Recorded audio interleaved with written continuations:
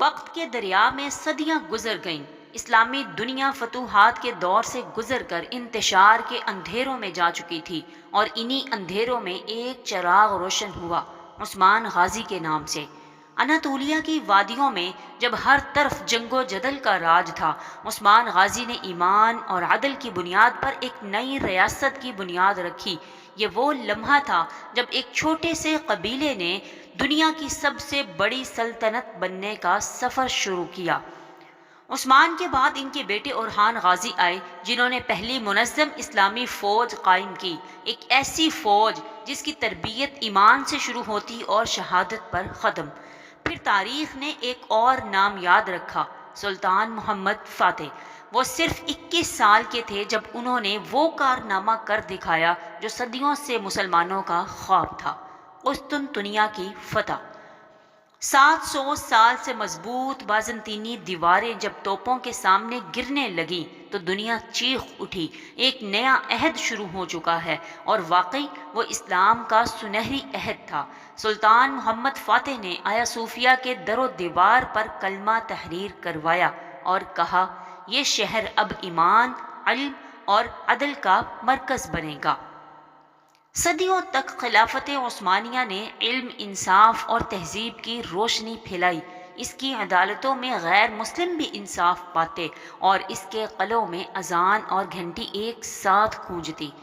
دنیا نے پہلی بار رواداری، مساوات اور عدل کا نظام ایک ساتھ دیکھا۔ لیکن وقت کا پہیہ ہمیشہ ایک سا نہیں رہتا۔ جس سلطنت کی بنیاد ایمان پر تھی، وہی سلطنت بعد میں عیش و عشرت، سازشوں اور کمزوریوں کی شکار ہو گئی۔ درباروں میں سازشیں ہونے لگیں، علماء کو خاموش کر دیا گیا، اور یورپ جو کبھی خلافت کے خوف سے لرزتا تھا، اب اپنے آپ کو متحد کر چکا تھا۔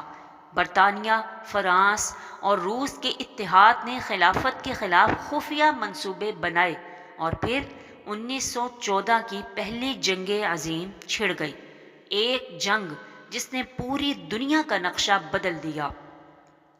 عثمانی خلافت نے ایمان کے ساتھ میدان میں قدم رکھا، لیکن دشمنوں کے پاس ہتھیار زیادہ، وسائل وسیع اور سازشیں گہری تھیں۔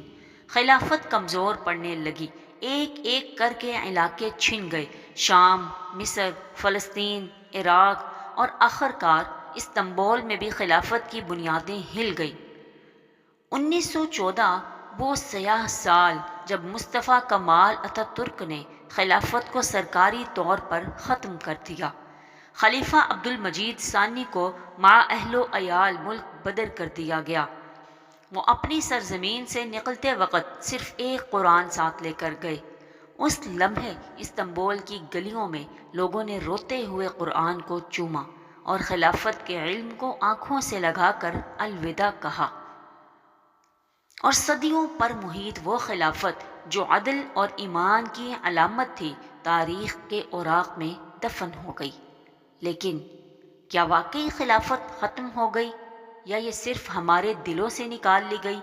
اور آج بھی ترکی، شام، مصر اور عرب کی گلیوں میں بوڑھے بزرگ جب اذان سنتے ہیں تو ان کی آنکھوں میں وہی سوال جھلکتا ہے، کیا وہ وقت واپس آ سکتا ہے؟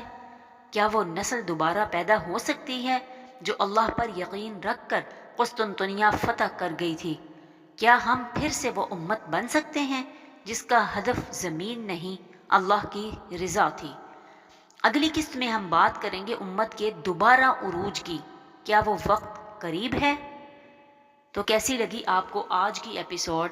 اگر اچھی لگ رہی ہے تو کمنٹ سیکشن میں ضرور بتائیں، اور یہ بتائیں کہ پہلی جنگ عظیم کس سن میں لڑی گئی۔